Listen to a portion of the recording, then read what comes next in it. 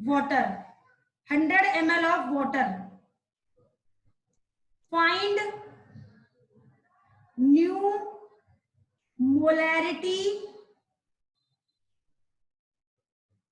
दोबारा सुन लीजिए, 0.2 m 100 ml HNO3 solution is diluted with 100 ml of water, find new molarity of the solution. इतना note कर लिया।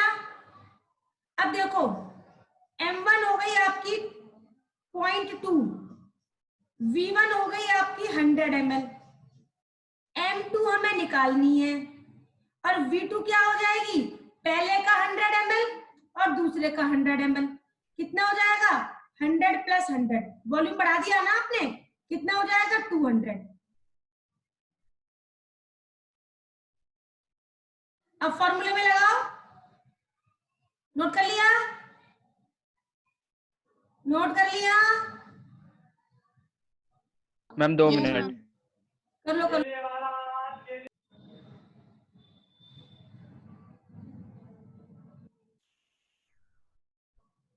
M1 क्या है? M1 0.2 है ना, मोलरिटी को शो करता है ना, तो हम लिखेंगे अब आगे M1 V1 is equal to M2 V2।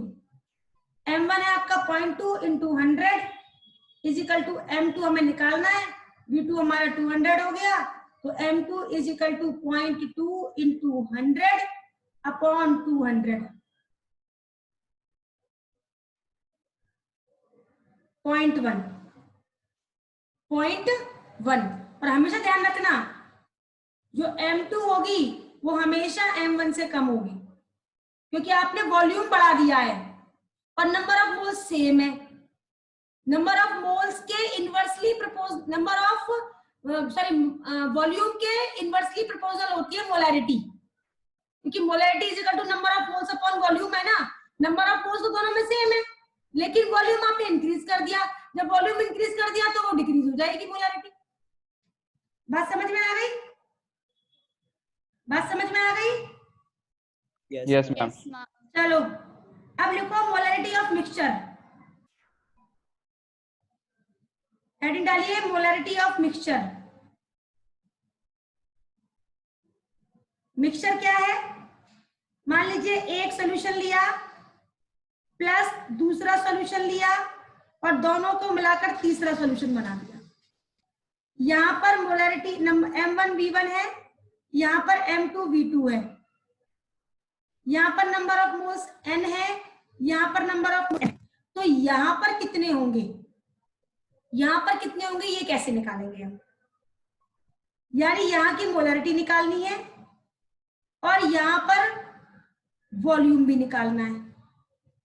देखो वॉल्यूम तो दोनों का जुड़ के ये हो जाएगा, और मोलैरिटी कैसे निकालेंगे, पर ये ध्यान रखना नंबर ऑफ मोल्स सब में अभी भी बराबर है, नंबर ऑफ मोल्स सब में अभी भी बराबर है, तो क्या होगा आपका, या फिर आप ये मान लो यहाँ पर नंबर N1 है, यहाँ पर N2 है और यहाँ पर N है,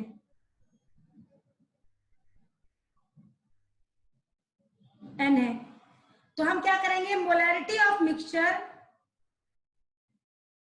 molarity of mixture is equal to M1 V1 plus M2 V2 upon V1 plus V2। इतना नोट करो, पहले मैं समझाऊंगी फिर इसे। M1 V1 upon M1 V1 plus M2 V2 upon V1 plus V2, इतना नोट करिए, इतना नोट करिए, फिर मैं बताऊंगी कैसे किया हमने। कर लिया? कर लिया?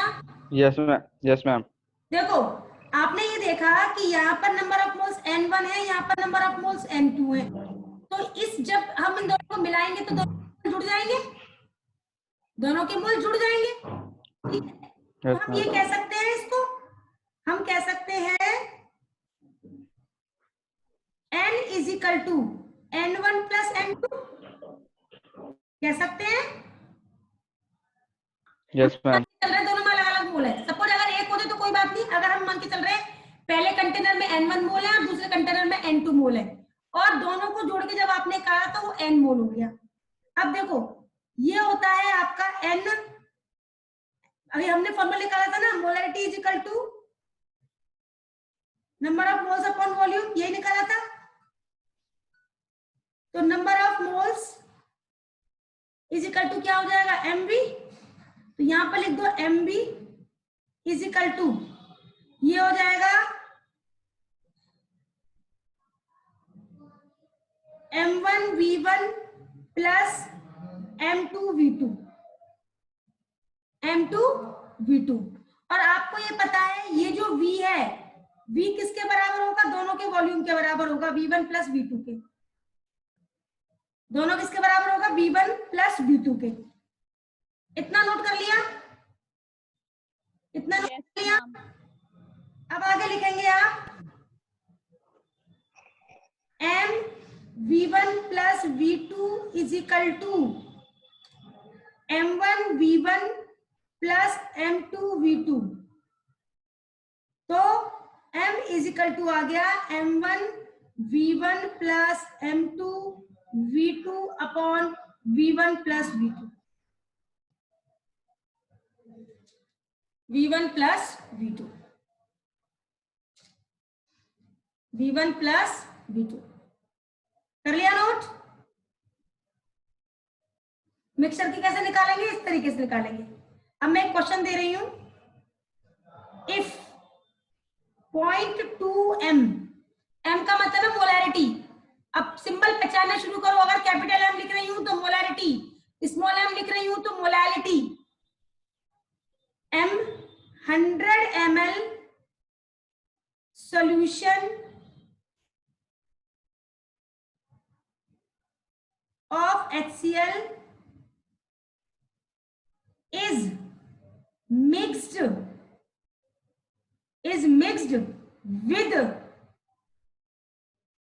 0.1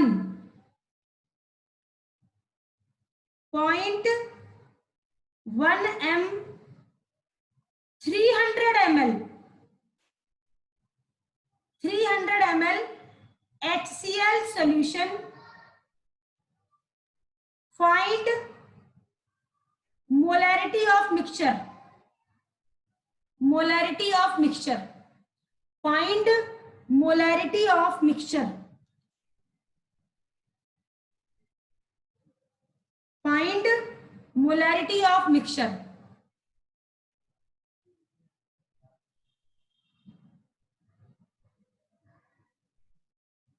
नोट कर लिया?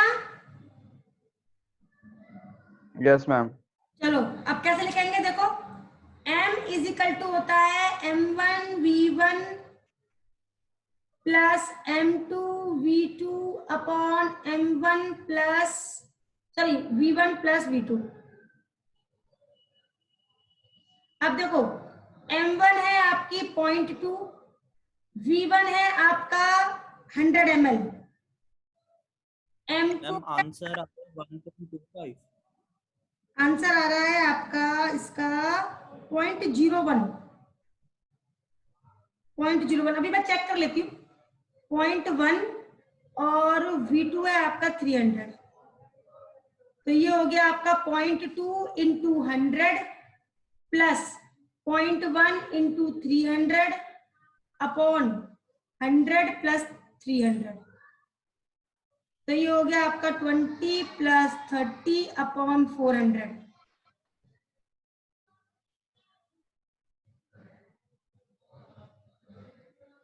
कितना हो गया ये हो गया आपका 50 अपॉन 400। कितना आया आपका तुषार, कितना आया बेटा? 0.125। 0.02। ये हो गया आपका 5 × 40 0.125। ठीक है 0.125 ही होगा, इसमें मैंने इसमें ना जोड़ के गलत कर रखा है। ठीक है, आ गई समझ में, बात समझ में आ गई ना? चलो अब मैं एक नया टॉपिक स्टार्ट कर रही हूँ आज, इंपेरिकल फॉर्मूला। नोट करिए, ये कर लिया आप लोगों ने? Yes ma'am. चलिए इसके न्यूमेरिकल में और भेज दूंगी करने के लिए। नेक्स्ट टॉपिक डालिए, बहुत इंपॉर्टेंट है ये, इंपेरिकल फॉर्मूला। इंपेरिकल फॉर्मूला क्या होते हैं? फॉर्मूला, या दूसरा होता है, एक और होता है and molecular formula.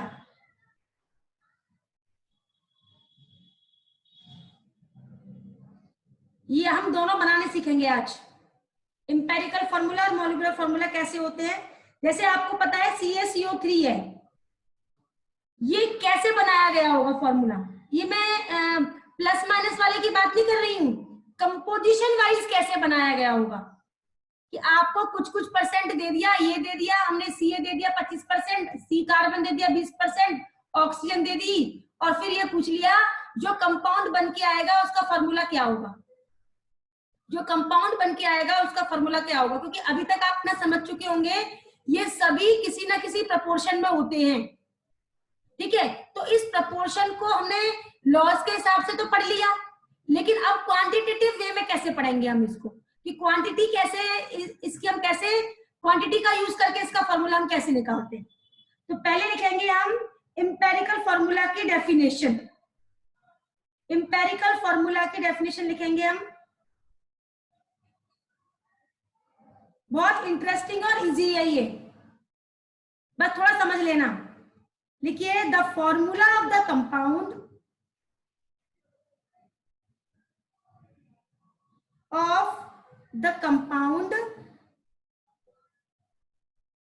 which gives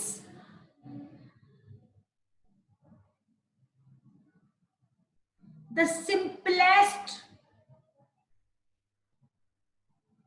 whole number ratio of the atom। याद नहीं करनी है डेफिनेशन, ये इसकी डेफिनेशन याद करने की जरूरत नहीं है, बस मैं लिखा रही हूं। Atoms of various element present in one molecule of the compound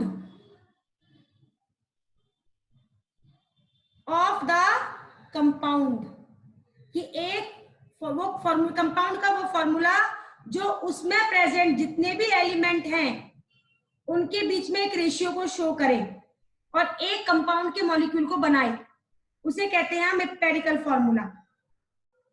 ठीक है, ये तो है हमारा होल नंबर रेशियो, मतलब इंपेरिकल फॉर्मूला। अब लिखिए मॉलिक्यूलर फॉर्मूला, ये मिटा दूं, इसको मिटा दूं? Yes ma'am. यस। हाँ, लिखिए molecular formula.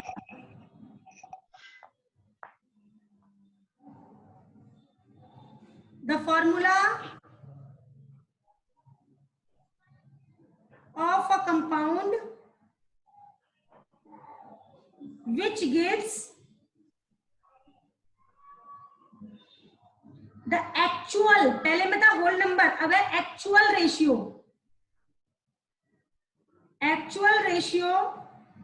of the atoms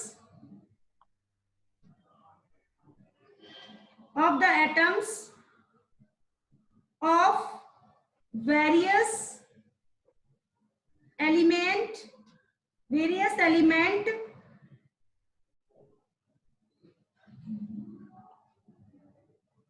present in one molecule of the compound।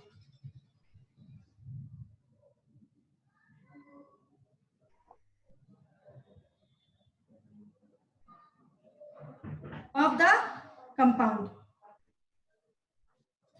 अब लिखिए मॉलिक्यूलर फॉर्मूला इज इक्वल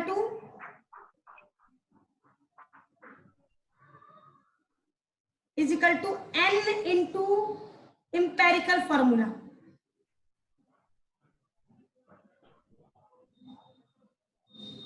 और n की वैल्यू होती है 1 2 3 4 होल नंबर हो सकती है कोई भी। अब मैं आपको लिखने सिखा रही हूँ, बनाने सिखा रही हूँ। तो मैं इसको बनाने के लिए आप लोगों को क्वेश्चन की फॉर्म में बताऊंगी, क्वेश्चन की फॉर्म में बताऊंगी। ठीक है, इसके स्टेप्स हैं, इसके स्टेप्स हैं। मैं उनको थ्योरी के वे में नहीं बताऊंगी, प्रैक्टिकल वे में समझाऊंगी तो ज्यादा आसानी से समझ पाओगे। तो एक पहले क्वेश्चन लिखेंगे, अ कंपाउंड ऑन एनालिसिस। बेटा बिल्कुल स्टेप बाय स्टेप समझाऊंगी, इसलिए स्टेप बाय स्टेप समझते जाएंगे। was found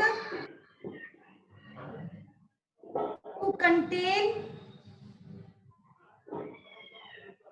कार्बन है 34.6%, हाइड्रोजन है 3.85%, ऑक्सीजन है 61.55%। तो कैलकुलेट इट्स empirical formula।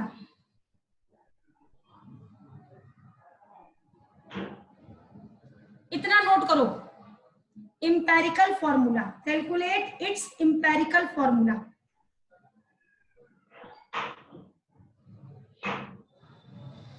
एक चीज देखो, यहाँ पर कार्बन दे रखी है 34%, हाइड्रोजन 3.85% दे रखी है और ऑक्सीजन दे रखी है 61.5। कई बार ऐसा होता है कि ऑक्सीजन नहीं दी जाती, तो उस केस में हम क्या करेंगे, जितने भी एलिमेंट दे रखे हैं उन सब की परसेंटेज को जोड़कर 100 में से माइनस कर देंगे। नोट कर लीजिए इस बात को। इफ कर लिया। If oxygen percentage is not given, then calculate the percentage of oxygen by the formula. लिखो 100 minus total percentage of other element, 100 minus total percentage of other element. इसमें तो दे रखी है, अगर नहीं दी जाती है उस केस में।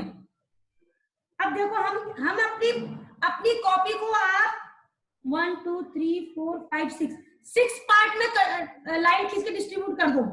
1 2 3 4 1 2 3 4 5 6 1 2 3 4 5 6 इस तरीके से डिस्ट्रीब्यूट कर दो फटाफट, ज्यादा टाइम नहीं है। सबसे पहले लिखेंगे यहाँ पर एलिमेंट, पहले वाले में एलिमेंट मैं लिख नहीं पाऊंगी इसलिए मैं बोल रही हूँ, आप सुन के लिखेंगे। दूसरे में लिखेंगे परसेंटेज, तीसरे में लिखेंगे एटॉमिक मास, फोर्थ में लिखेंगे एटॉमिक रेशियो, फिफ्थ में लिखेंगे सिंपलेस्ट रेशियो,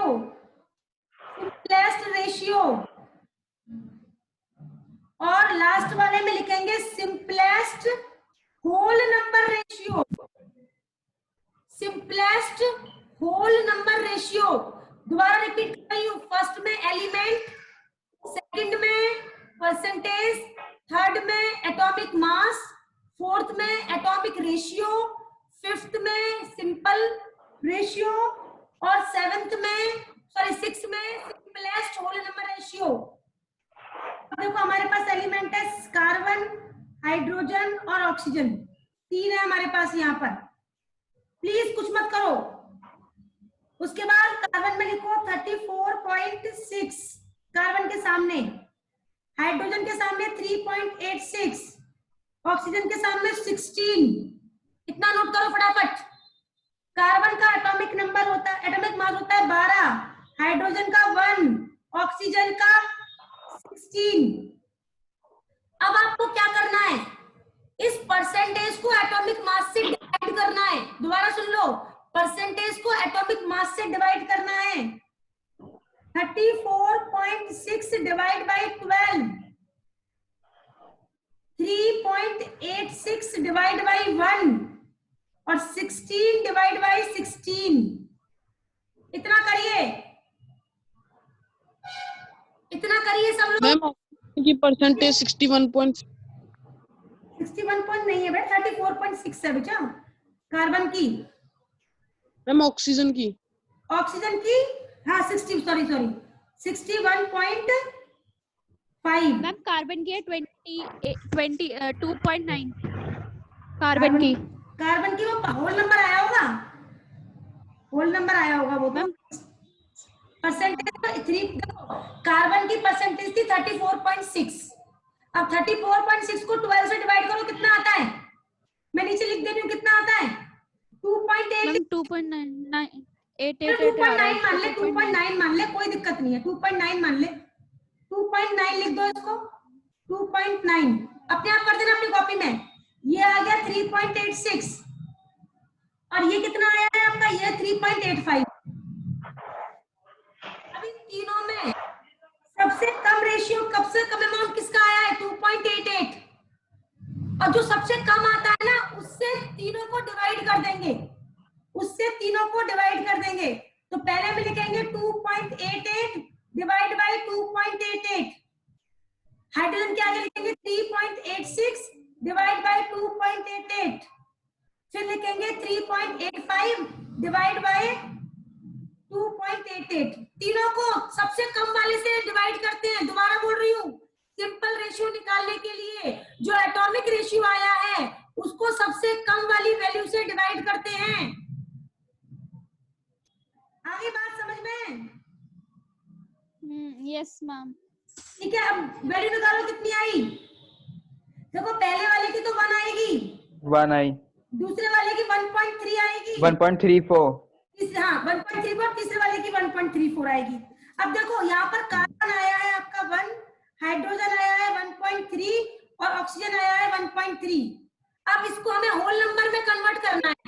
अगर मैं इन सबको 3 से मल्टीप्लाई कर दूं, अगर मैं इन सबको 3 से मल्टीप्लाई कर दूं तो क्या होगा? ये आ जाएगा 3, ये आ जाएगा 4 और ये आ जाएगा 4।